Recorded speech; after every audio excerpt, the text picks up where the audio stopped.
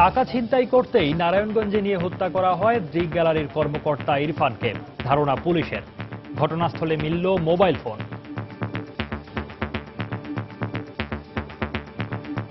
সে যে এই টাকাটা তুলবে এইটা হয়তো কেউ পূর্ব থেকে জেনে থাকতে পারে। টাকাটা নেয়ার জন্যই হয়তো তাকে হত্যা করা হয়েছে। মাথা ও গলায় আঘাতের পর শ্বাসরোধে হত্যা করা হয়। তার মাথায় অনেকগুলো আঘাতের চিহ্ন আছে এবং তাকে যে তার শরীরে বিশেষ করে মুখে, গালে, গলার নিচে শ্বাসরোধ করলে যে চিহ্নগুলো পাওয়া যায় সেই রকম।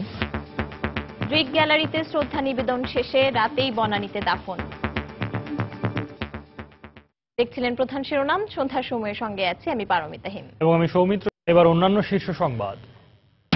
তরুণ ছোট ভাইয়ের বন্ধুকে তুলে নেয়ার অভিযোগ অস্বীকার পুলিশের। হত্যার প্রতিবাদে সারা দেশের শিক্ষা প্রতিষ্ঠানে ধর্মঘট পালন।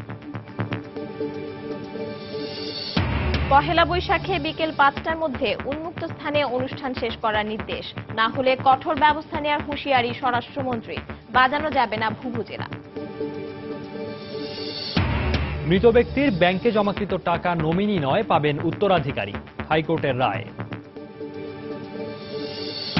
সারা দেশে একযোগে এইচএসসি ও সমমানের পরীক্ষা শুরু। অংশ নিচ্ছে 12.25 লাখ শিক্ষার্থী। প্রশ্ন ফাঁস ঠেকাতে কঠোর নজরদারি, জানালেন শিক্ষামন্ত্রী। এবং টি-20 বিশ্ব আসরের ফাইনালে কিছুক্ষণের মধ্যে মুখোমুখি হবে ইংল্যান্ড ওয়েস্ট ইন্ডিজ। নারীদের আসরের ট্রফি জিতল ক্যারিবীয়রা।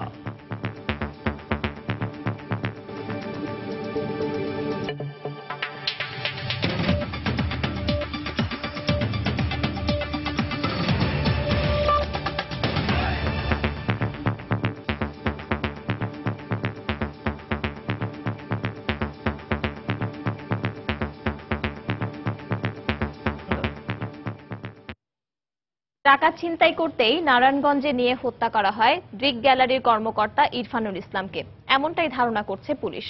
সকালে নারায়ণগঞ্জের জালকুড়ি এলাকা থেকে দৃক গ্যালারির প্রশাসনিক কর্মকর্তা ইরফানুল ইসলামের লাশ উদ্ধার করে পুলিশ। মাথায় আঘাতের পর শ্বাসরোধ করে ইরফানুলকে হত্যা করা হয়েছে বলে ধারণা করছে চিকিৎসক। শনিবার বেলা 11:15টার দিকে ধানমন্ডির আটে ডাচ বাংলা ব্যাংক থেকে প্রায় 3 লাখ টাকা তুলতে গিয়ে নিখোঁজ হন ইরফানুল। ওই দিন বিকেলে নারায়ণগঞ্জের জালকুড়ি এলাকায় অজ্ঞাত পরিচয় একজনের লাশ উদ্ধার করে পুলিশ। গণমাধ্যমে খবর পেয়ে রোববার সকালে ইরফানের বড় ভাই নারায়ণগঞ্জ জেনারেল হাসপাতালে ইরফানের লাশ শনাক্ত করেন। দেখি 5-6 জন লোক এখানে খাড়া, তা আমরা মনে করলাম যে হয়তো অ্যাক্সিডেন্ট হয়েছে নাকি, সবসময় অ্যাক্সিডেন্ট তো হয়। তার বস্তা ফালা একটু আগায় গেলাম, কিরে এত লোক খেয়ে এখানে যা দেখি লাশ।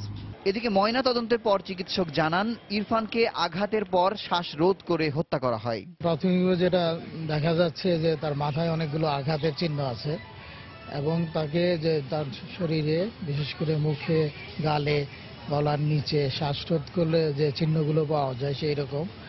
তো প্রথমত তাকে মাথায় আঘাত করা হয়েছে এবং এরপরে শ্বাসরোধ করে তাকে হত্যা করা হয়েছে। এদিকে ইরফানের হত্যাকারীদের কাউকে শনাক্ত করতে পারেনি পুলিশ। প্রাথমিক তদন্তে ইরফানের কাছে থাকা 3 লাখ টাকা ছিনতাইয়ের জন্যই তাকে হত্যা করা হয় বলে ধারণা পুলিশের। এখন পর্যন্ত আমরা যেটা মনে করতেছি যে সে যে এই টাকাটা তুলবে এইটা হয়তো কেউ পূর্ব থেকে জেনে থাকতে পারে এবং টাকাটা তোলার পরে এই টাকাটা নেয়ার জন্যই হয়তো তাকে হত্যা করা হয়েছে। এখন পর্যন্ত আমরা এটা ধারণা করতেছি। রোববার বিকেলে ঘটনাস্থল থেকে একটি মোবাইল ফোন জব্দ করা হয়, তবে মোবাইল ফোনটি ইরফানের কিনা তা এখনো নিশ্চিত করতে পারেনি পুলিশ। এদিকে ইরফানের মৃত্যুতে শোকের ছায়া নেমে আসে তার পরিবার ও কর্মস্থলের সহকর্মীদের মাঝে। মুজাহিদ শুভ, সময় সংবাদ, ঢাকা। দর্শক, দীর্ঘদিন ধরে দৃক গ্যালারিতে কর্মরত ইরফানুল ইসলামের মরদেহ দৃক গ্যালারিতে আনা হচ্ছে। এই মুহূর্তে সেখানে আছেন আমাদের সহকর্মী জুনায়েদ আল হাবিব, আর তার বনানীর বাসায় আছেন রিপোর্টার ফয়সাল মোর্শেদ। আমরা প্রথমে যাচ্ছি জুনায়েদের কাছে। জুনায়েদ, দৃক গ্যালারির অবস্থা কেমন দেখছেন আপনি? পারমিতা, আপনি যেমনটা বলছিলেন যে আমরা আসলে কিছুক্ষণ আগেও আপনাদেরকে জানিয়ে দিয়েছিলাম যে এই দৃক গ্যালারির কর্মকর্তা ইরফানুল ইসলামের যে মরদেহ নারায়ণগঞ্জে পাওয়া গিয়েছে সেই মরদেহ কিছুক্ষণের মধ্যে কিন্তু এখানে এসে পৌঁছানোর কথা। আমরা কিন্তু সেই মরদেহ আসার অপেক্ষায় রয়েছি। আমাদের সাথে আসলে যে বিষয়টি এখানে আপনাদেরকে বলা চলে যে তার যে সহকর্মীরা রয়েছেন, স্বজনরা রয়েছেন, সেই সহকর্মীরা কিন্তু এই দৃক গ্যালারির সামনে অপেক্ষা করছেন যে আসলে তাদের যে দীর্ঘদিনের সহকর্মী, সেই দীর্ঘদিনের সহকর্মীকে তারা শেষ শ্রদ্ধা জানাবেন। সেই শ্রদ্ধা জানানোর অপেক্ষায় কিন্তু এখনো তারা আছেন। আমরা আসলে এখানে তাদের সহকর্মীদের সাথে কথা বলেছি। তারা আসলে সবাই বলছেন যে এরকম একজন তরুণ উদীয়মান শিল্পীর আসলে অকাল মৃত্যু তারা আসলে কোনোভাবেই মেনে নিতে পারছেন না। তারা বলছেন যে যে কারণেই হোক আসলে এই অবস্থায় যে একজন তরুণ শিল্পীর আসলে অকাল মৃত্যু, সেটা তারা আসলে কোনোভাবেই গ্রহণ করতে পারছে না। তবে পারমিতা, যে বিষয়টা আসলে বলি, এখানে হচ্ছে যে এখানে 10 থেকে 15 মিনিটের জন্য আসলে মরদেহ রাখা হবে বলে আমরা জানতে পেরেছি। এখান থেকে এই জানাজা শেষে বা শ্রদ্ধা জানানো শেষে তারা তাদের ইরফানুল ইসলামের মরদেহ সে বনানীর তার যে ভাই রয়েছে সেই ভাইয়ের বাসায় নিয়ে যাওয়া হবে। সেখানে তার স্বজনরা আছেন, সেখানেও তার সহকর্মীরা রয়েছেন। সেখানে তারা শেষ শ্রদ্ধা জানানোর পরে এবং সেই বনানীতে জানাজা শেষে তারা বনানীতেই দাফন করা হবে বলে আমাদেরকে এখান থেকে নিশ্চিত করা হয়েছে। তবে আপনারা আসলে সেই সকাল থেকে আসলে জানতে পেরেছেন, আপনাদের মাধ্যমে আসলে দর্শকদেরকে জানিয়ে দিয়েছি আমরা যে ইরফানুল ইসলামের লাশ সেই নারায়ণগঞ্জের ঝালকুড়ি থেকে পাওয়ার পর দুপুরের নাগাদ এই ঢাকার উদ্দেশ্যে রওনা হয়েছে। সেই এখনো কিন্তু এসে এই দৃক গ্যালারিতে এসে পৌঁছায়নি। তবে এখানে আসলে যে বিষয়টি আপনাদেরকে আসলে বলে রাখা দরকার, সেটা হচ্ছে যে এখানে প্রায় 20 বছরেরও বেশি সময় তিনি এই দৃক গ্যালারিতে কাজ করেছিলেন এবং কাজ করছেন।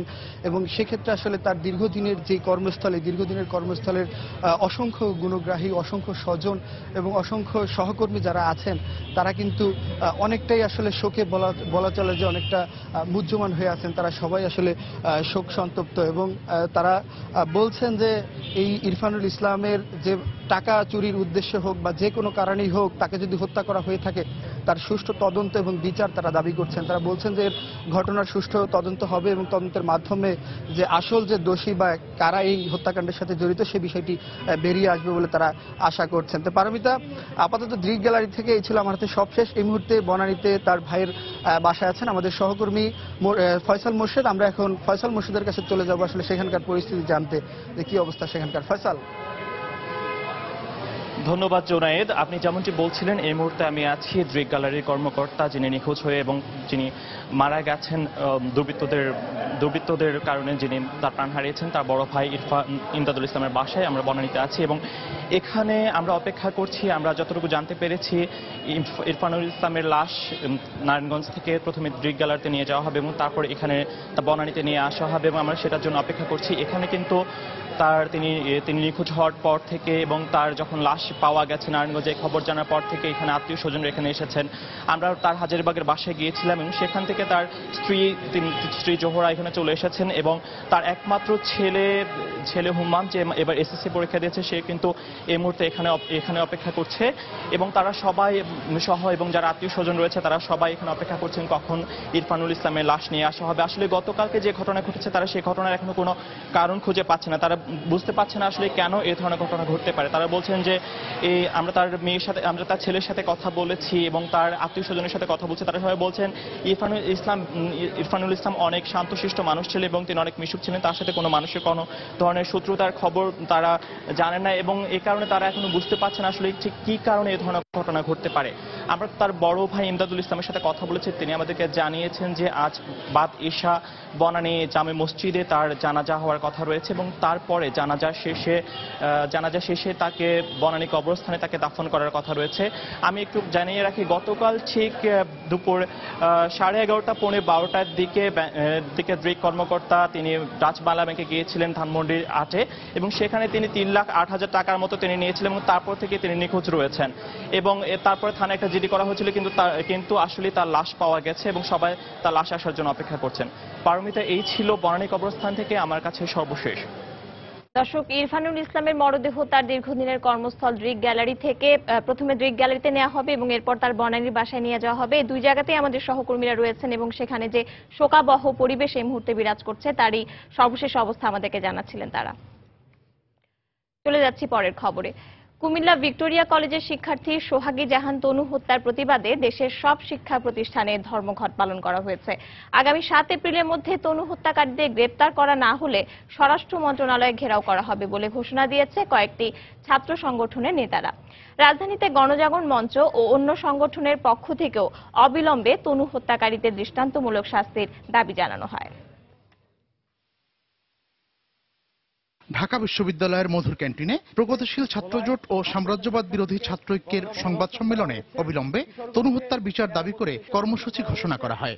যদি আগামী 7 তারিখের মধ্যে তনুর হত্যাকারীদের গ্রেপ্তার ও বিচারের আওতায় আনা না হয় এবং ইতিমধ্যে যে ধর্ষণের ঘটনাগুলো ঘটেছে সেগুলোকেও বিচারের আওতায় আনা না হয়, আমরা আগামী 7 তারিখ স্বরাষ্ট্র মন্ত্রণালয় ঘেরাও করব।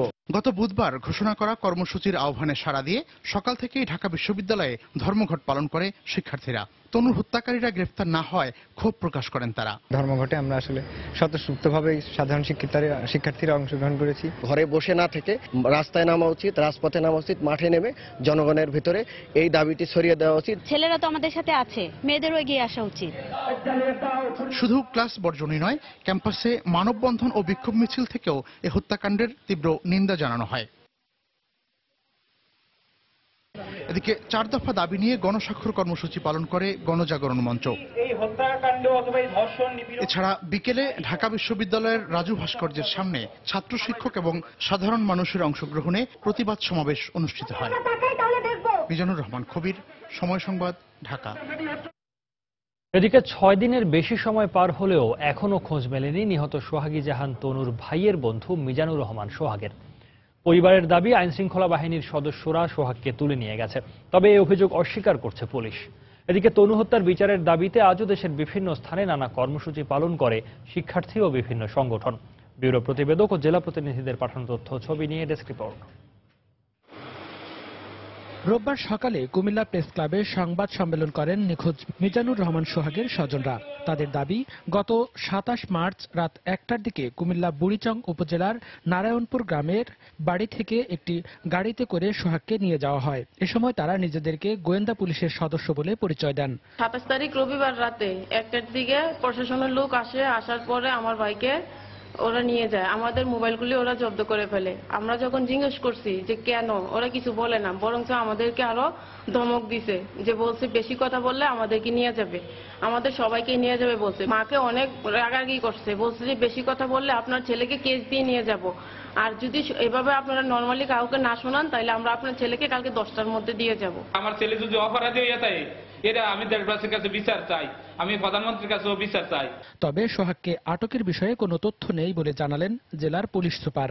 তার বাবা এবং বোন এসেছিল, তো আমাদের আসলে আমাদের একটা জিডি হয়েছে গত 30 তারিখে বুড়িচং থানায়। তো এটাই আমাদের কোনো ইউনিট তাকে আমরা ধরি নাই এবং এই বিষয়ে আমাদের কোনো কিছু জানা নেই। এদিকে তনু হত্যার বিচার দাবিতে সিলেটে ধর্মঘট পালন করেন শাহজালাল বিজ্ঞান ও প্রযুক্তি বিশ্ববিদ্যালয়ের শিক্ষার্থীরা।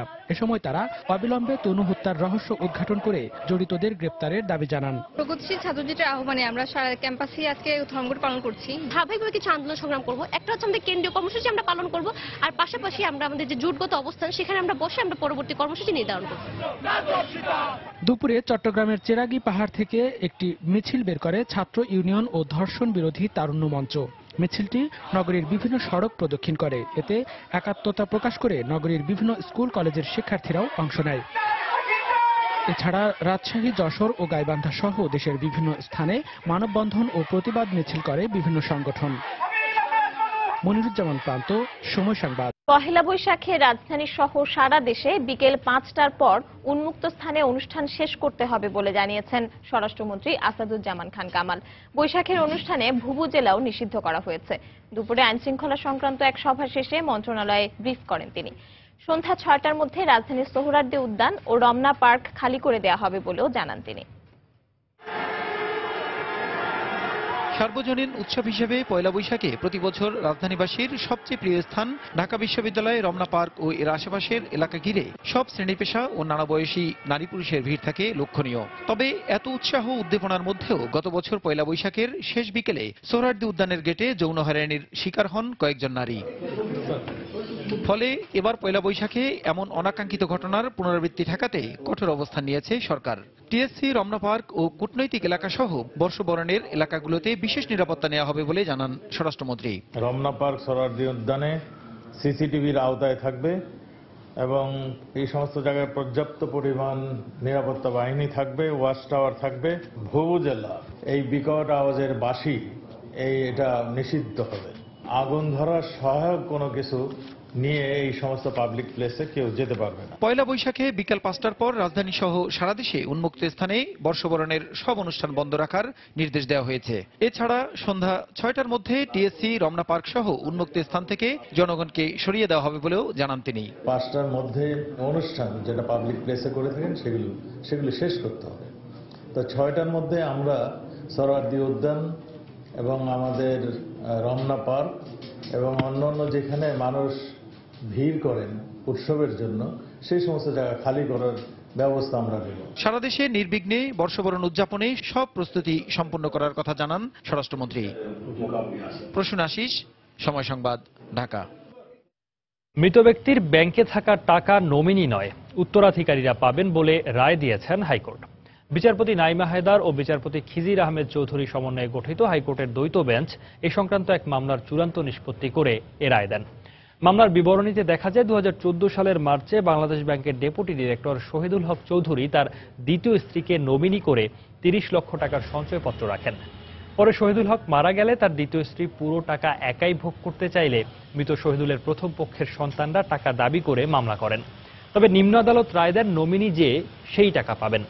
এ রায়ের বিরুদ্ধে হাইকোর্টে আপিল করলে রোববার মৃত ব্যক্তির ব্যাংকে থাকা টাকা নমিনি নয়, উত্তরাধিকারীরা পাবেন বলে রায় দিলেন আদালত।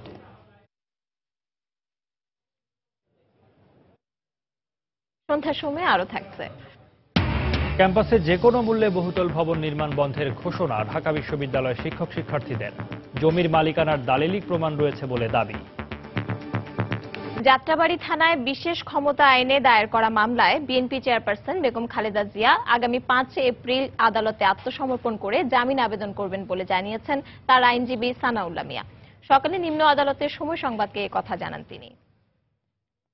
বেগম খালেদা জিয়া, আমরা আশা করতেছি যে যেহেতু ওনার বিরুদ্ধে একটা প্রসেস ইস্যু হয়েছে এবং তিনি আইনের প্রতি শ্রদ্ধাশীল এবং আপনারা লক্ষ্য করছেন যে যখনই তিনি কোর্টে আসেন কোর্টকে খুব সম্মান করেন, আইনের প্রতি শ্রদ্ধাশীল, সেই আমরা আশা করতেছি 5 তারিখের মধ্যে আসার একটা সম্ভাবনা আছে। কোর্টে আসা তিনি জামিন নেবেন, এইটুকু আমরা বলতে পারি। কারচুপির অভিযোগ তুলে প্রথম ও দ্বিতীয় ধাপের ইউনিয়ন পরিষদ নির্বাচন বাতিলের দাবি জানিয়েছে বিএনপি। দুপুরে রাজধানীর নয়াপল্টনে দলের কেন্দ্রীয় কার্যালয়ে সংবাদ সম্মেলনে বিএনপির সিনিয়র যুগ্ম মহাসচিব রুহুল কবির রিজভী এ দাবি জানান। একই সঙ্গে পক্ষপাতমূলক আচরণের অভিযোগে নির্বাচন কমিশনের পদত্যাগও দাবি করেন তিনি। এই ইসি গোটা নির্বাচনী ব্যবস্থাকে ধ্বংস করে দিয়ে ক্ষমতাসীনদের বিজয়ী করতেই পূর্বেই মহাপরিকল্পনা করে রেখেছিল। সেই মহাপরিকল্পনা অনুযায়ী কমিশন এখন সবকিছু বাস্তবায়ন করছে। বিএনপির পক্ষ থেকে অবিলম্বে ভোট ডাকাতির নির্বাচনের বাতিলের দাবি জানিয়ে আবারও নির্বাচন কমিশনের পদত্যাগ দাবি করছি। বিএনপি জনবিচ্ছিন্ন হয়ে পড়েছে দাবি করে আওয়ামী লীগের যুগ্ম সাধারণ সম্পাদক মাহবুবুল আলম হানিফ বলেছেন, তারা এখন ইউপি নির্বাচন ও নির্বাচন কমিশনকে বিতর্কিত করার ষড়যন্ত্র করছে। সকালে আওয়ামী লীগের ধানমন্ডি কার্যালয়ে 4র্থ দফা ইউনিয়ন পরিষদ নির্বাচনে 730টি ইউনিয়নের মধ্যে 567 জন প্রার্থীর চূড়ান্ত তালিকা ঘোষণা করেন তিনি। বিএনপি সম্প্রতিকালে তারা বলছেন যে তারা এই নির্বাচন থেকে সরে দাঁড়াবেন। এই ঘোষণার মধ্য দিয়ে, তাদের এই মনোভাব প্রকাশের মধ্য দিয়ে এটা জনগণের কাছে এটা পরিষ্কার হয়ে উঠেছে যে এই নির্বাচনকে এবং নির্বাচন কমিশনকে বিতর্কিত করার জন্যই তারা পরিকল্পিতভাবেই এই নির্বাচনে অংশ নিয়ে এবং তার থেকে সরে দাঁড়ানোর জন্য একটা চক্রান্তে লিপ্ত আছে। আমাদের 4র্থ ধাপের প্রার্থীর আমাদের 567 চূড়ান্ত প্রার্থীর তালিকা ঘোষণা করলাম।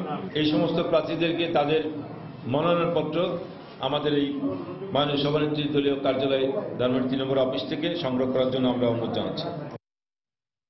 মৃত্যুদণ্ডপ্রাপ্ত যুদ্ধাপরাধী মতিউর রহমান নিজামের রিভিউ শুনানির জন্য 1 সপ্তাহ সময় মঞ্জুর করেছেন আপিল বিভাগ। সকালে প্রধান বিচারপতি এস.কে সিনহার নেতৃত্বে আপিল বিভাগের 3 সদস্যের বেঞ্চ এই আদেশ দেন। নিজামীর আইনজীবী খন্দকার মাহবুব হোসেনের ব্যক্তিগত সমস্যার কারণে রিভিউ শুনানি পেছানোর জন্য 6 সপ্তাহ আবেদন করলে আপিল বিভাগ 1 সপ্তাহ সময় মঞ্জুর করেন। মৃত্যুদণ্ড বহাল রেখে আপিল বিভাগের দেয়া রায় পুনর্বিবেচনার জন্য 29শে মার্চ আবেদন করেন নিজামী।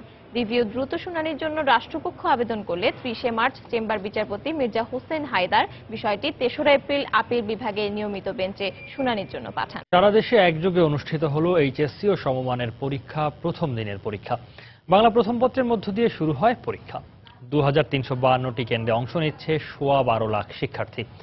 এবার শুরুতেই নেওয়া হয় এমসিকিউ অংশ, জানিয়ে মিশ্র প্রতিক্রিয়া জানিয়েছেন শিক্ষার্থীরা। এদিকে কেন্দ্র পরিদর্শন করে শিক্ষামন্ত্রী জানান, প্রশ্ন ফাঁস ঠেকাতে কঠোর নজরদারি নেওয়া হয়েছে। এবার পরীক্ষার্থীদের মনোসংযোগে যাতে কোনো ব্যাঘাত সৃষ্টি না হয় সে কারণে কোনো কেন্দ্রের ভেতর প্রবেশ করেননি শিক্ষামন্ত্রী।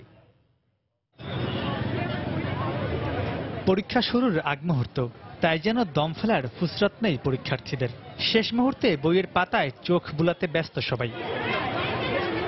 নির্দিষ্ট সময়ে সারি বেঁধে পরীক্ষার্থীরা যখন হলে, তখন বাইরে রাজ্যের টেনশন নিয়ে অপেক্ষায় অভিভাবকরা। পরীক্ষা কেমন হচ্ছে একটু টেনশনও করছি, মনে মনে দোয়া করছি সুস্থ সুন্দরভাবে পরীক্ষা হোক, এটা আশা করি। আমার মেয়ের জন্য একা চাও না, আমি চাবো সব মেয়েরা যেন ভালো করো। যেহেতু প্রতি বছর এই প্রশ্নপত্র ফাঁস হয়, সেদিক দিয়ে কিছুটা আশঙ্কা তো অবশ্যই থাকে। বরাবরের মতো এবারও বাংলা প্রথম পত্র দিয়েই শুরু পরীক্ষা, তবে নতুন পদ্ধতিতে। শুরুতে 40 মিনিট এমসিকিউ, পরে সৃজনশীল। তবে অনভ্যস্ততার কারণে কিছুটা বিড়ম্বনায় পড়তে হয়েছে বলে দাবি পরীক্ষার্থীদের। অবজেক্টিভটা যদি আগে না দিয়ে সাবজেক্টিভের পরে দিত তাহলে এটা বেশি বেটার হতো। পরীক্ষা নিয়ে যে ভীতিটা ছিল সেটা প্রথম পরীক্ষা দেওয়ার পর ভীতিটা কেটে গেছে আল্লাহর রহমতে। নতুন সেটা একটু প্রবলেম হয়েছে, অনেকে ছাত্ররা একটু কয়েকটা লেট করে ফেলেছে। সিকিউটা অনেক ভালো ছিল, এমসিকিউটা নিয়ে একটু প্রবলেম হয়েছে। ওইটা কোশ্চেনটা আমাদের কাছে মনে হয়েছে হার্ড একটু। এদিকে রাজধানীর বিভিন্ন কলেজে গিয়ে পরীক্ষা কার্যক্রম পরিদর্শন করেছেন শিক্ষামন্ত্রী। তবে পরীক্ষায় যেন বিঘ্ন না ঘটে তা নিশ্চিতে এদিন হলে প্রবেশ করেননি তিনি। পাশাপাশি প্রশ্ন ফাঁস রোধে কঠিন শাস্তির ব্যবস্থা নেওয়া হয়েছে বলে জানান তিনি। আগে সবচেয়ে বড় আশঙ্কা ছিল প্রশ্ন ফাঁস হওয়ার জায়গা, এটা ছিল ছাপাখানা, বিজি প্রেস। সেখানে আমরা নিশ্চিদ্র ব্যবস্থা নিয়েছি, কোনো সুযোগই নাই কারোর পক্ষে আনতে করবার। আমরা নিরাপদে প্রশ্ন পৌঁছাতে পারতেছি। আর যারা প্রশ্ন ফাঁস করে তাদের বিরুদ্ধে খুবই তীব্রভাবে নজরদারি করা হচ্ছে এবং বিভিন্ন গোয়েন্দা সংস্থা বিভিন্ন জনের পিছনে লেগে আছে, তারা কিছু করতে পারে না। আমাদের বিরাট সময় পরীক্ষা, এটা অর্থহীন। তাকে যাচাই করে নিতে হবে যে সে প্রকৃত অর্থে এই জ্ঞানটা অর্জন করতে পারছে কিনা, যা এসএসসি লেভেলে কিংবা এইচএসসি লেভেলে হওয়া উচিত। সেই রকম একটা পদ্ধতি আমাদেরকে বের করতে হবে। গতবারের তুলনায় এবারের এইচএসসি পরীক্ষায় অংশ নিচ্ছে প্রায় 1.5 লাখ বেশি পরীক্ষার্থী। যেহেতু উচ্চশিক্ষার সিঁড়ি হিসেবে ব্যবহার হয় এইচএসসি পরীক্ষা, তাই এসব শিক্ষার্থীদের চাওয়া প্রশ্নপত্র ফাঁস রোধের পাশাপাশি পরীক্ষা চলাকালীন সময়ে শান্ত রাখতে হবে দেশের সার্বিক রাজনৈতিক পরিস্থিতিও। আর তাতেই এই পরীক্ষার মাধ্যমে দেশের আসল মেধাবীরা উঠে এসে দেশের সার্বিক অর্থনৈতিক উন্নয়নে আরো ভূমিকা রাখতে পারবে বলে মনে করেন এসব পরীক্ষার্থীরা। মাহমুদ রাকিব, সময় সংবাদ, Dhaka.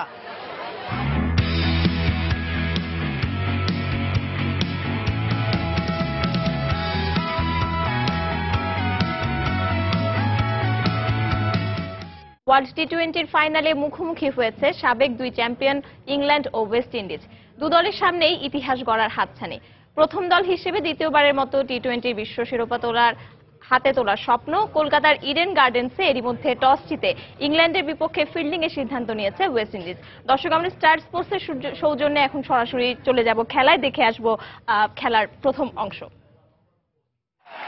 I don't know what that says about the game and the tournament, but I'm saying it's not ideal. The West Indies have played 8, England have played 9, and that must be better, but it shows the strength and the ability of the 22 players on the field tonight,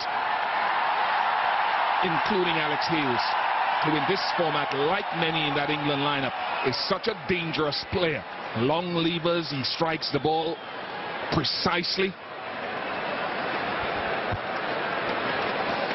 Jason Roy has been in fabulous nick. He really has. He was under a bit of pressure coming into this tournament, but he's played so well. Semi-final, he dismantled the New Zealand bowling attack, and it'll be trial bar spin or even lack of spin from Samuel Badri. 28 times he's bowled now. Every time he's opened to bowling.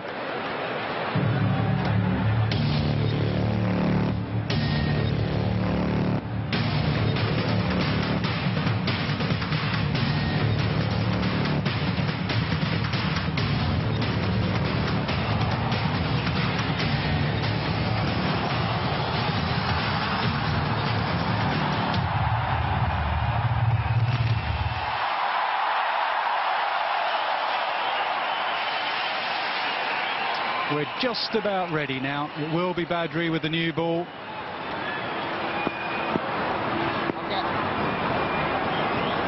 And it's time to play.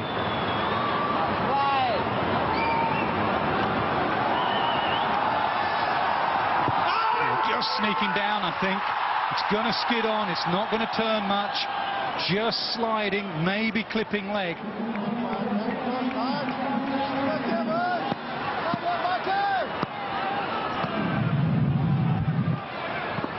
Don't play for the spin, not with the new ball. Oh, bowled in! What a beauty! Badri with the new nut. Roy misses the first one. Roy misses the second one. He's bowled. He's been in good form in this tournament, Samuel Badri. He's had a few injuries over time, but this is a big strike as Roy, form batsman, goes without scoring, none for one. দর্শক, world টি-20-র West Indies এবং ইংল্যান্ডের যে final আমরা star স্পোর্টসের সৌজন্যে সরাসরি দেখছিলাম এবং দেখছিলাম যে এরই মধ্যে একটি উইকেট হারিয়েছে ইংল্যান্ড এবং ওয়েস্ট ইন্ডিজ বেশ ভালোই ফিল্ডিং করছে। এর মধ্যে 3 রান সংগ্রহ করতে পেরেছে ইংল্যান্ড। ঢাকা বিশ্ববিদ্যালয়ের আনন্দবাজার এলাকায় অবস্থিত বাবুপুরা পুলিশ ফাঁড়ির গাছ কেটে বহুতল আবাসিক ভবন নির্মাণে অনড় রয়েছে গণপূর্ত বিভাগ। বিশ্ববিদ্যালয় কর্তৃপক্ষ বলেছে, অনুমতি ছাড়া গাছ কেটে প্রথমেই অন্যায় করেছে গণপূর্ত বিভাগ। তাছাড়া ঢাকা বিশ্ববিদ্যালয়ের এই জায়গাতে তাদের ভবন নির্মাণের কোনো এখতিয়ার নেই বলেও মন্তব্য করেন তারা। জমির মালিকানা প্রমাণের জন্য যথেষ্ট দালিলিক প্রমাণ রয়েছে বলেও দাবি করেছে ঢাকা বিশ্ববিদ্যালয় কর্তৃপক্ষ। আরও জানাচ্ছেন সাইফুল ইসলাম জুয়েল। আনন্দবাজারের বাবুপুরা পুলিশ ফাঁড়ি স্বাধীনতা পরবর্তী সময়ে ঢাকা বিশ্ববিদ্যালয়ের আশপাশে কোনো থানা না থাকার কারণে অভ্যন্তরীণ নিরাপত্তা নিশ্চিতের স্বার্থেই এই ফাঁড়িটির অনুমোদন দেয় বিশ্ববিদ্যালয় কর্তৃপক্ষ। কিন্তু সেই প্রয়োজনীয়তাকে মারিয়ে গণপূর্ত বিভাগ নিয়েছে নতুন উদ্যোগ। রাতের আধারে কেটে নিয়েছে এই ফাঁড়ির 10 থেকে 12টি গাছ। এ সবকিছুরই উদ্দেশ্য বিশ্ববিদ্যালয়ের বরাদ্দকৃত জায়গাতেই নির্মাণ হবে পুলিশের বহুতল ভবন। তারা নিরাপত্তা দিতে গিয়ে তারা যদি বিশ্ববিদ্যালয়ের জায়গা দখল করে, রক্ষক আসলে ভক্ষকের ভূমিকা পালন করে, তাহলে সেই ভক্ষককে উচ্ছেদ করার দায়িত্বটা ছাত্ররা নেবে। তো তারা কিভাবে বিশ্ববিদ্যালয় অনুমতি ব্যতি রেখে, আর সর্বোপরি অনুমতি বা অনুমতি না নেওয়াটা প্রশ্ন না, বিশ্ববিদ্যালয় অভ্যন্তরে এত বড় একটা স্ট্রাকচার করবেন এবং গাছ নিধন করবেন, সেটি আমরা কোনোভাবে সাধারণ ছাত্র হিসেবে মানতে পারি না। শনিবার এই ঘটনাকে কেন্দ্র করে এক কাতারে আন্দোলনে নেমেছে শিক্ষক শিক্ষার্থীরা। 17 জানুয়ারি 1961 সালে তৎকালীন পূর্ব পাকিস্তানের গভর্নরের সভাপতিত্বে তৎকালীন উপাচার্য, মুখ্য সচিব সহ বেশ কয়েকজন গুরুত্বপূর্ণ ব্যক্তির সমন্বয়ে ঢাকা বিশ্ববিদ্যালয়ের সীমানা পুনর্নির্ধারণ করা হয়। সেই বৈঠকে বিশ্ববিদ্যালয়ের বন্টনকৃত জমির দালিলিক প্রমাণ অনুযায়ী বাবুপুরা পুলিশ ফাঁড়ির আওতাধীন এলাকা বিশ্ববিদ্যালয়ের। আমি আশা করব যে উদ্দেশ্যে এই জায়গাগুলো দেওয়া হয়েছে সেই উদ্দেশ্যকে মাথায় রেখেই জায়গাগুলো ব্যবহৃত হবে। সেখানে আবাসিক ভবন নির্মাণ বা অফিস ভবন নির্মাণ করাটা সঠিক হবে না। এদিকে এই ঘটনার সূত্র ধরে দুপুরে ঢাকা বিশ্ববিদ্যালয় উপাচার্য ও পুলিশ কমিশনারের নেতৃত্বে বৈঠক অনুষ্ঠিত হয়। গাছ কাটা বিল্ডিংটা করছে পিডব্লিউডি, সরকারের কোনো বিল্ডিং পুলিশ বিভাগ করে না, এটা পাবলিক ওয়ার্কস ডিপার্টমেন্ট করে। এটি কর্তৃপক্ষের যথাযথ অনুমতি নেই গাছটি পিডব্লিউডি কেটেছে, এইখানে ডিএমপি বা পুলিশের কোনো ভূমিকা নেই। সাইফুল ইসলাম জুয়েল, সময় সংবাদ, ঢাকা। সন্ধ্যার সময় আরো থাকছে। চট্টগ্রামের হাটহাজারীতে জঙ্গি আস্তানা সন্ধানের ঘটনায় ব্যারিস্টার শাকিলা সহ 33 জনের বিরুদ্ধে চার্জশিট। সাভারের চামড়া শিল্প নগরীতে 40 থেকে 50টি ট্যানারি চালুর মতো সরকারের প্রস্তুতি আছে মন্তব্য করে শিল্পমন্ত্রী আমির হোসেন আমু বলেছেন, অবিলম্বে হাজারীবাগ থেকে ট্যানারি সরাতে হবে। গুটি কয়েক মানুষের স্বার্থ রক্ষার জন্য কোটি কোটি মানুষের জীবন বিপন্ন করা যাবে না। সকালে বঙ্গবন্ধু আন্তর্জাতিক সম্মেলন কেন্দ্রে 4র্থ জাতীয় এসএমই মেলার উদ্বোধনী অনুষ্ঠানে তিনি একথা বলেন। গুটি কয়েক লোকের স্বার্থ সংরক্ষণের জন্য আমি কোটি কোটি মানুষের জীবন বিপন্ন করতে পারি না। আজকে আপনারা দেখাচ্ছেন চামড়া পচে যাচ্ছেন, সরকার প্রস্তুত নয়। আমি চ্যালেঞ্জ দিয়ে বলতে চাই, আমরা 40 থেকে 60টি মিল কারখানা চালু করার মতো অবস্থানে আমরা এখন রয়েছি। আমি বলতে চাই, ইমিডিয়েটলি হাজারীবাগ থেকে কারখানা সরাতে হবে এর কোনো বিকল্প নেই। যে ওখানে মিল স্থাপন করছেন, যিনি চালু করবেন, তিনি যখনই গ্যাসের জন্য আবেদন করবেন, এই মুহূর্তে গ্যাসের জন্য আবেদন করলে তিনি গ্যাস পাবেন, এই মুহূর্তে বিদ্যুতের জন্য আবেদন করলে তিনি বিদ্যুৎ পাবেন। রমজানে পণ্য সরবরাহ ও মজুদ স্বাভাবিক রাখতে সরকার পদক্ষেপ নিয়েছে বলে জানিয়েছেন বাণিজ্যমন্ত্রী তোফায়েল আহমেদ। সচিবালয়ে এক সংবাদ সম্মেলনে তিনি আরও বলেন, ভোক্তা অধিকার রক্ষায় সারা দেশে সার্বক্ষণিক তদারকি করবে ভোক্তা সংরক্ষণ অধিদপ্তর। রমজান মাসে যাতে পর্যাপ্ত পণ্য সরবরাহ করা থাকে, মজুদ থাকে, আমরা সেই ব্যাপারে ইতিমধ্যে পদক্ষেপ গ্রহণ করেছি।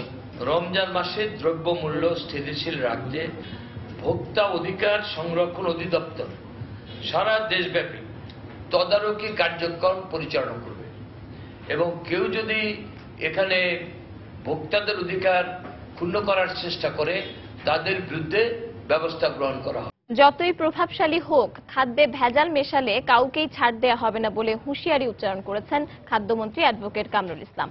সকালে রাজধানীর বিয়াম মিলনায়তনে বাংলাদেশ নিরাপদ খাদ্য কর্তৃপক্ষের পরিদর্শকদের এক কর্মশালায় বক্তব্য রাখেন তিনি। অনুষ্ঠানে ঢাকা দক্ষিণ সিটি কর্পোরেশনের মেয়র সাইদ খোকন বলেন, খাদ্য পরিদর্শকদের সততার সঙ্গে কাজ করতে হবে। খাদ্যে বিভিন্ন ধরনের রাসায়নিকের ব্যবহার, ফরমালিন বা ভেজাল মিশ্রণ, অনিরাপদ দ্রব্যের মোড়ক ব্যবহার ও বিভ্রান্তিমূলক লেবেলিংয়ের কারণে প্রতিনিয়ত প্রতারণার শিকার হচ্ছেন সাধারণ মানুষ। ফলনের সময় বিভিন্ন ধরনের রাসায়নিকের অতিমাত্রায় ব্যবহারের কারণে খাদ্যের গুণাগুণও নষ্ট হচ্ছে। অন্যদিকে অনিরাপদ পশুখাদ্যের কারণে পরোক্ষভাবে তার প্রভাব পড়ছে মানুষের স্বাস্থ্যে। আর এসব কিছুর ফলেই স্বাস্থ্যগত ঝুঁকি বাড়ছে দিন দিন। বাংলাদেশ সরকারের 2021 সালের লক্ষ্যমাত্রা এবং 2030 সালের টেকসই উন্নয়ন লক্ষ্যমাত্রা অর্জনে সুষম ও নিরাপদ খাদ্য সাধারণ মানুষের কাছে পৌঁছে দিতে 18টি মন্ত্রণালয় ও দপ্তরের সমন্বয় রেখে জারি করা হয় নিরাপদ খাদ্য আইন 2013। ইন্সপেক্টর যদি ভুল করে বা অনৈতিক কোনো কাজ করে সেটার বিরুদ্ধে অ্যাকশন কে নিবে? সুতরাং সেই অথরিটিটাও কিন্তু আমার মনে হয় যে এই অধিদপ্তরে থাকা প্রয়োজন। শুধুমাত্র খাদ্য উৎপাদন বা প্রক্রিয়াজাতকরণের সঙ্গে জড়িত ব্যবসা প্রতিষ্ঠান বন্ধ করে দেয়াই নয়, নতুন আইন অনুযায়ী জোর দিতে হবে খাদ্যের মান উন্নয়ন এবং নিয়ন্ত্রণের ক্ষেত্রেও। এ ব্যাপারে কোনো ছাড় দেওয়া হবে না বলেও হুঁশিয়ারি দেন সংশ্লিষ্ট দপ্তরের কর্তৃপক্ষ। অন্তত টপ 5 ম্যানুফ্যাকচারার যারা এগুলো করছে তাদেরকে ধরে নিয়ে আসেন, তাদেরকে জেলে ঢুকান। আর্থিকভাবে কিংবা অন্য কোনোভাবে যে কোম্পানি, যে ব্যক্তি যত শক্তিশালী হোক, জেলে আমরা দেখতে চাই। খাওয়ার যে সমস্ত ফিড, যে সমস্ত যারা নাকি উৎপন্ন করে প্রস্তুতকারক প্রতিষ্ঠানগুলো যারা, তাদের কিন্তু আমরা ছাড়বো না। কি উপকরণ তারা ব্যবহার করে সেটাও কিন্তু আমাদের ইন্সপেক্টরদের বিবেচ্য বিষয়। আওয়ামী লীগ দলীয় মালিক না বিএনপি দলীয় মালিক সেটা বিবেচ্য বিষয় না। কোনো প্রতিষ্ঠানকেই ছাড় দেওয়া হবে না যদি মান অনুযায়ী তারা খাদ্য উৎপাদন না করে। জনগণের চাহিদা অনুযায়ী সেরকম খাদ্য নিরাপত্তা দিতে চাই, এটা জনগণের সাংগঠনিক অধিকার। পাশাপাশি বিজ্ঞান ভিত্তিক অনুশীলনের মাধ্যমে নিরাপদ খাদ্য নিশ্চিত করতে বাংলাদেশ নিরাপদ খাদ্য কর্তৃপক্ষের নিজস্ব ল্যাবরেটরি স্থাপন সম্পন্ন করা হবে বলে জানান সংশ্লিষ্টরা। সেলিয়া সুলতানা, সময় সংবাদ, ঢাকা। ডিজিটাল বাংলাদেশ গড়ার ক্ষেত্রে সাইবার নিরাপত্তা গুরুত্বপূর্ণ বলে মন্তব্য করেছেন তথ্য ও যোগাযোগ প্রযুক্তি প্রতিমন্ত্রী জুনাইদ আহমেদ পলক। সকালে রাজধানীর একটি হোটেলে সাইবার হামলা ও নিরাপত্তা বিষয়ক এক সেমিনারে তিনি এ মন্তব্য করেন। বাংলাদেশও সাইবার হামলা থেকে নিরাপদ নয় উল্লেখ করে তিনি বলেন, এ ধরনের ঘটনা রোধে বিভিন্ন পদক্ষেপ নিচ্ছে সরকার। Cyber security is also an essential part to implement digital Bangladesh. Digital Bangladesh গড়ার পেছনে সাইবার নিরাপত্তা একটি উল্লেখযোগ্য বিষয়। তাই সাইবার নিরাপত্তা নিশ্চিত করতে আমরা বিভিন্ন পদক্ষেপ নিচ্ছি। এর মধ্যে সাইবার বিষয়ক আইন ছাড়াও নিরাপত্তা নিশ্চিত করতে নতুন নতুন প্রযুক্তি ও সফটওয়্যার ব্যবহার করা হচ্ছে। এছাড়া প্রযুক্তি খাতে দেশকে উন্নত করতে গাজীপুর ও যশোরে হাইটেক পার্ক নির্মাণ করা হচ্ছে। সাইবার নিরাপত্তা নিশ্চিত ও এ সংক্রান্ত অপরাধ দমনে আইসিটি বিভাগ বিভিন্ন পদক্ষেপ নিচ্ছে। Cyber security strategy. চট্টগ্রামের হাটহাজারীতে জঙ্গি আস্তানা পাওয়ার ঘটনায় সন্ত্রাস দমন আইনের দায়েরকৃত মামলায় ব্যারিস্টার শাকিলা ফারজানা সহ জঙ্গি সংগঠন শহীদ হামজা ব্রিগেডের 33 জনকে অভিযুক্ত করে চার্জশিট দিয়েছে র্যাব। রোববার সকালে মামলার তদন্ত কর্মকর্তা র্যাবের ASP Ruhul Amin judicial magistrate আদালতে এ চার্জশিট জমা দেন। মামলা দায়েরের পর থেকে র্যাব এ মামলা তদন্ত করছে। তদন্ত শেষে স্বরাষ্ট্র মন্ত্রণালয়ের অনুমোদন পাওয়ার পর 3 আইনজীবী সহ 33 জনকে অভিযুক্ত করে চার্জশিট দেওয়া হয়েছে। মামলাটিতে সাক্ষী হিসেবে রাখা হয়েছে 83 জনকে। এর আগে গত 20 মার্চ বাঁশখালীতে জঙ্গি আস্তানা সন্ধান পাওয়ার ঘটনায় সন্ত্রাস দমন আইনের অপর মামলায় 28 জনকে অভিযুক্ত করে চার্জশিট দিয়েছিল র্যাব।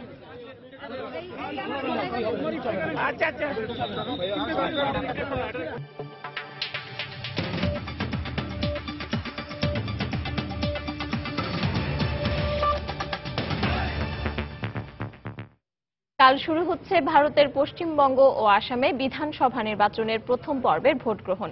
পশ্চিমবঙ্গে সিপিএম ও কংগ্রেস জোটকে হারিয়ে আবারও মমতা বন্দ্যোপাধ্যায়ের তৃণমূল সংখ্যাগরিষ্ঠতা পেতে যাচ্ছে বলে এক জনমত জরিপে উঠে এসেছে।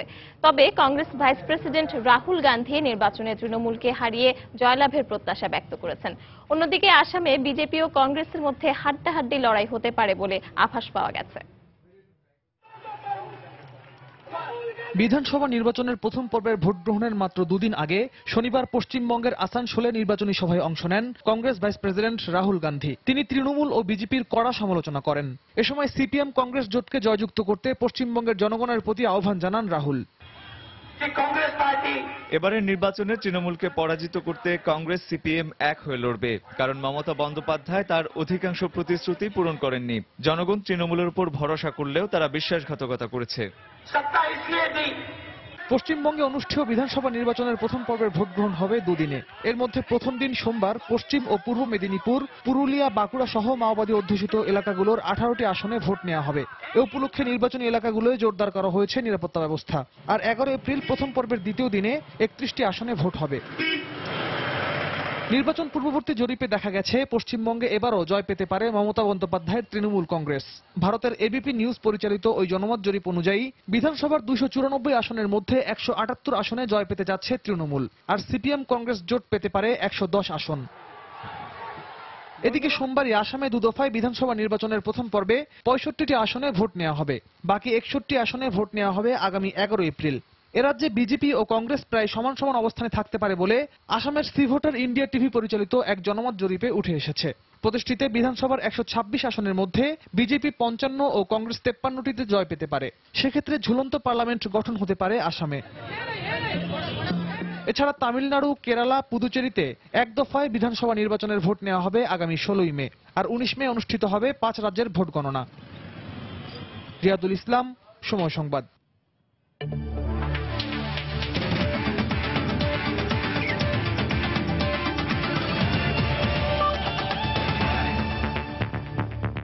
নারী টি-20 বিশ্ব আসরের খবর। প্রথমবারের মতো নারী টি-20 বিশ্ব আসরের শিরোপা জিতল ওয়েস্ট ইন্ডিজ। কলকাতার ইডেন গার্ডেন্সে টস জিতে আগে ব্যাট করে 5 উইকেটে 148 রান করে অস্ট্রেলিয়া, যা নারী বিশ্ব আসরের ইতিহাসে এখন পর্যন্ত ফাইনালের সর্বোচ্চ সংগ্রহ। জবাবে ব্যাট করতে নেমে ম্যাথিউস ও টেইলরের টুর্নামেন্ট সেরা জুটিতে জয়ের বন্দরে পৌঁছে যায় ক্যারিবীয়রা। কোনো পরিবর্তন ছাড়াই একাদশ নিয়ে ফাইনালে মাঠে নামে দুদল। তবে এদিন ব্যাটিংয়ের শুরুটা ভালো হয়নি অজিদের। দলীয় 15 রানে ওপেনার অ্যালিসা হেলিকে হারায় তারা, কিন্তু এরপর ভিলানি আর ল্যানিং এর ব্যাটে জমে ওঠে খেলা। বোর্ডে দুজনে মিলে যোগ করেন 77 রান। এরপর ব্যক্তিগত 52 রান করে আউট হন ভিলানি। অন্য পাশে পেরিকে নিয়ে রানের চাকা সচল রাখেন অধিনায়ক মেগ ল্যানিং।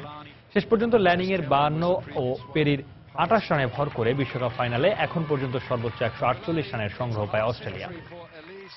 জবাবে ব্যাটিংয়ের শুরুটা দুর্দান্ত করে ক্যারিবীয়রা। দুই ওপেনার ম্যাথিউস ও টেইলর মিলে গড়েন 120 রানের অসাধারণ জুটি। যা টি-20 ইতিহাসে ওপেনিংয়ে ক্যারিবীয় নারীদের সর্বোচ্চ উদ্বোধনী জুটি।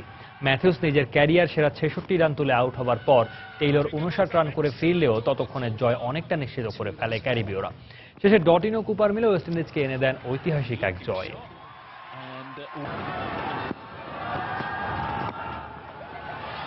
Could be a run out, should be a run out, not a run out, and the winning runs could come from an overthrow.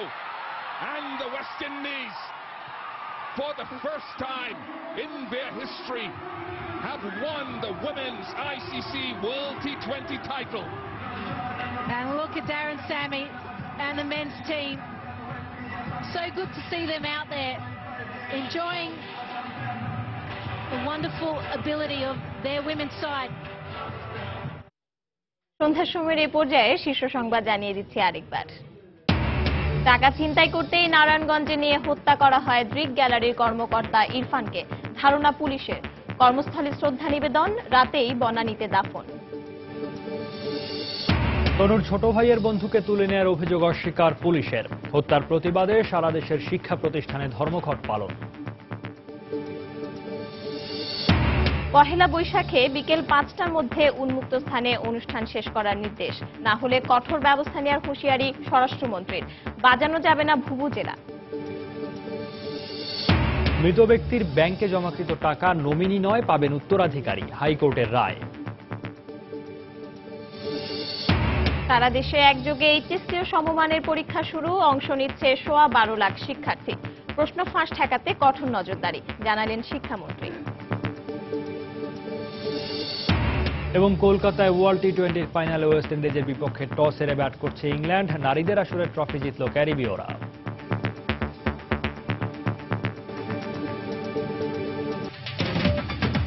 দর্শক, এই ছিল সন্ধ্যার সময়। যে কোনো খবর পেতে ভিজিট করুন সময়নিউজ.tv আর সঙ্গে থাকুন সময়ের।